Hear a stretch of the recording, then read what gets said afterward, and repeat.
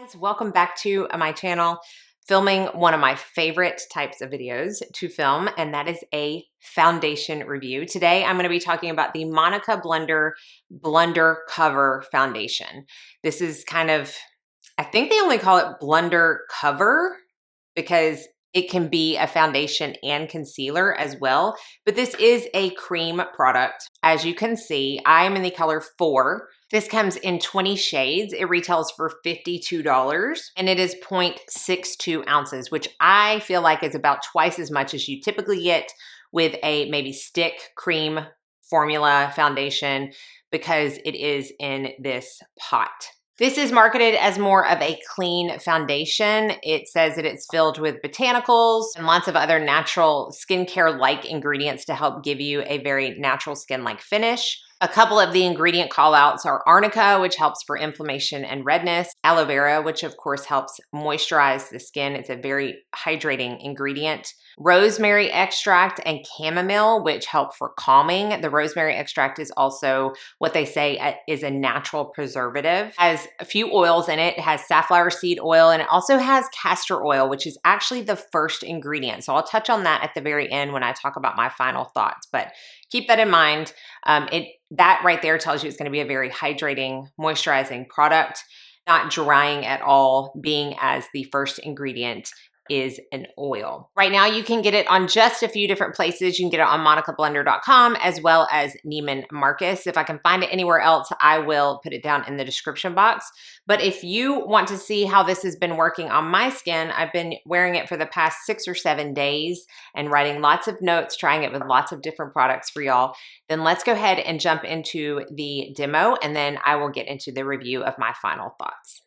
All right, let's jump into demoing this product. I have a little bit of corrector under my eyes and skincare, and that is all I have on my face. So if you can see, I do have some redness that I'm gonna be trying to cover up, and that will kind of help determine the coverage of this foundation as we apply. It doesn't come with it, but it's marketed along with this brush, and it has a name. Okay, this is called the Hybrid Cream Brush. So it's meant to work with foundation, concealer, blush, bronzer, any cream product. It is synthetic and duo fiber, according to the website. I don't like this brush with this foundation. I'm gonna be honest with you. I just really don't. So I'm not gonna use it because I don't feel like it gives, at least for me, the full potential of what this product can look like on the face. But I did want to mention that because while it doesn't come as a bundle, it is marketed to go with it and work really well with it. And I'm sure for some that it does, but for me, I was not a fan. In fact, I just wasn't a fan of a brush at all with this foundation. I tried multiple foundation brushes and I just did not like it. My favorite way to apply it is with a beauty sponge. This is from e.l.f. I will do my best to link it down below. I am in the color 4 Vier by V-I-E-R. This is it right here. And I like to just take a very damp, I want to say very damp. It's damp and then I wring it out with a towel and I just basically go back and forth into the product to get a good amount of product on the sponge. And then I start in the middle or the center of my face and I lightly tap it on. I'm not putting much pressure on my face at all, because I don't want anything to be cakey or creasy or just too much product in general. So I'm just lightly tapping it on and then I'm taking what I have left up to the outer parts and down around the bottom of my face. So you can see that covered up that redness that was peeking through beforehand. So this is with nothing but skincare, and then this is with the foundation. And I want you to be able to see close up. I didn't use a ton of product. It looks very skin-like. It's not sitting too heavy on the skin at all, and I do think that it's very important to use light pressure whether you decide to use a brush or not. And that goes with any cream. But you can see that it just evened out the skin, took down that redness, and then that is with no foundation at all. I do feel like I have to go back into the product quite a bit, but that's kind of par for the course when I use a sponge because it does tend to soak up a little bit more product than a brush, but again, I just feel like it's the best way to apply this foundation for me and the desired look. The brush just made it a little too cakey. It didn't blend out as well. I just feel like the moisture in the sponge helps a lot. Now, if you are maybe diluting this foundation and you're making it a little bit more thin in consistency with like an oil or a lotion or something to that effect, then a brush is probably gonna work a little bit better. But since I'm using it in its solid form, I just really prefer the sponge.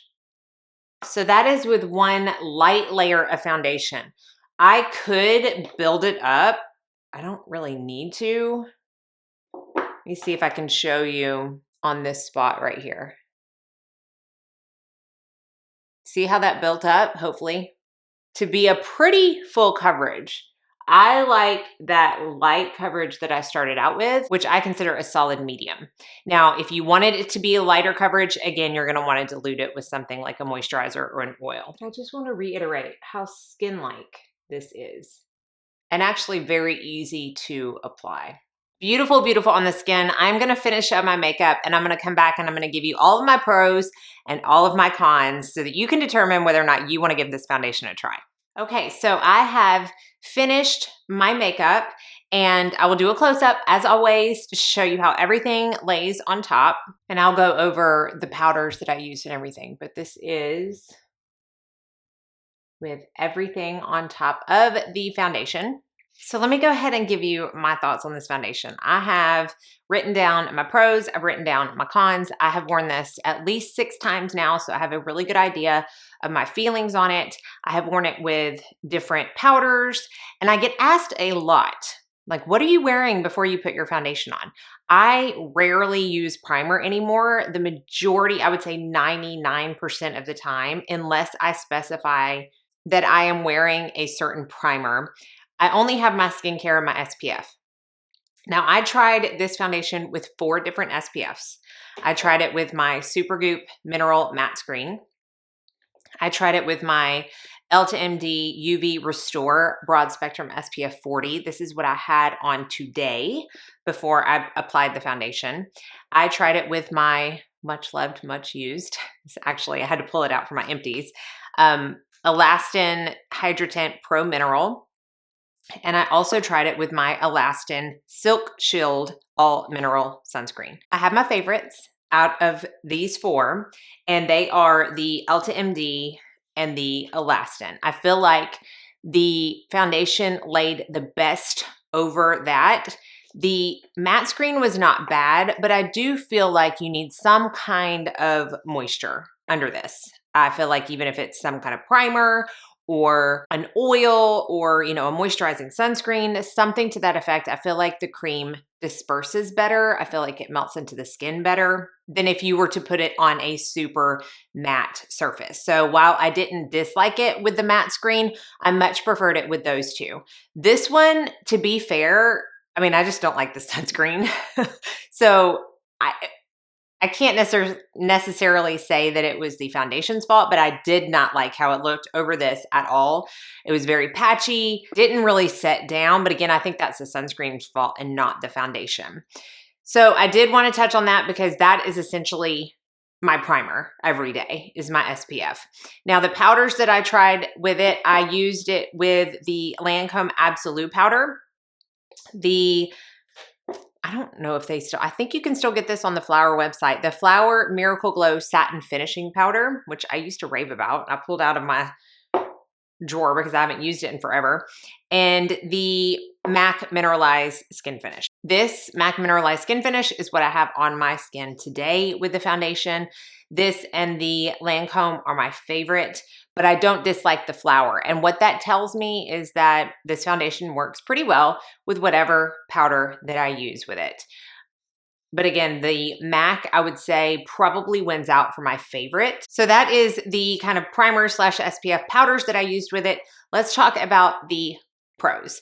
As you saw in the demo, I do feel like this is a very natural looking foundation. I feel like it lays on the skin really well. It does look skin-like in my opinion. It's not cakey. Now, obviously it can become cakey depending on how much you use and how you choose to apply it. But the way that I feel like it works the best and the way that I apply it, I do not feel like it looks like foundation is laying on your skin at all. It looks very natural in my opinion. Because of the nature of the cream itself, I do feel like it really melts into the skin nicely. I feel like that's pretty true about most cream products, especially if you apply them correctly. I just feel like they're very blendable on the skin and they just are more prone to looking natural looking and blending in very nicely. It's versatile coverage, again, because of the nature of it being a cream, meaning if I'm wanting to go full on coverage, I would use a brush or I would double up with a sponge like I did on this one spot on my face to kind of show you how you can build it up to get a very nice full coverage.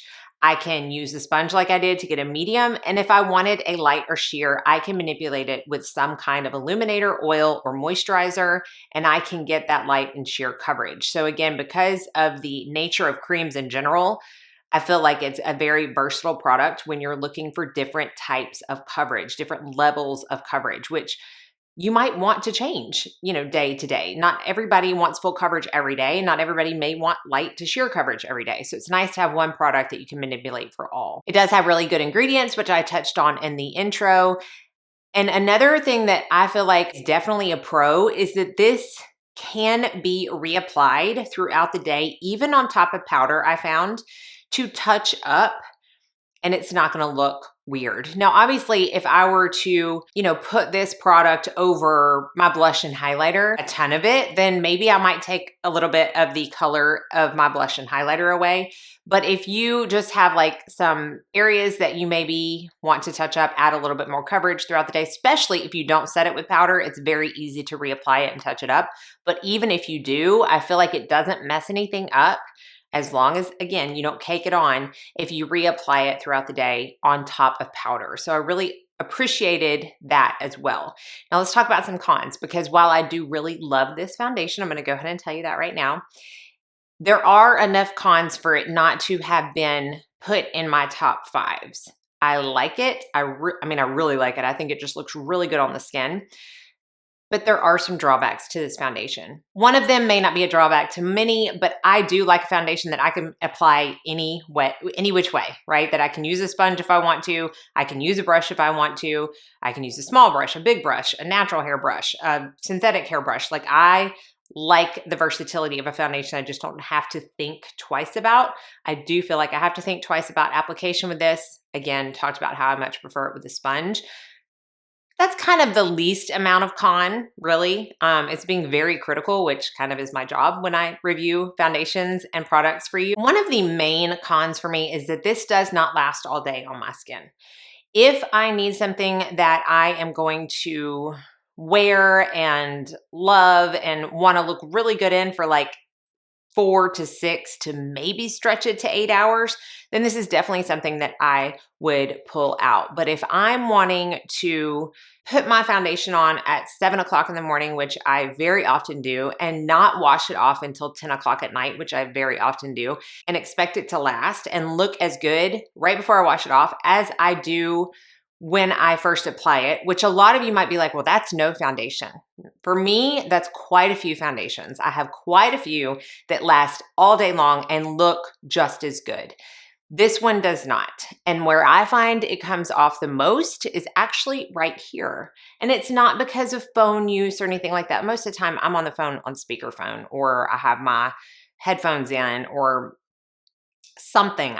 Rarely do I hold a phone up to my ear like that. So it's not because of that. I'm not like this all day. It's not that. It just, for some reason, chooses to come off in that area to where my redness starts peeking through. Now, the way my redness kind of goes is almost down. So when that goes away, the redness starts peeking through right around here. And it looks like I've just gone haywire with my blush, right?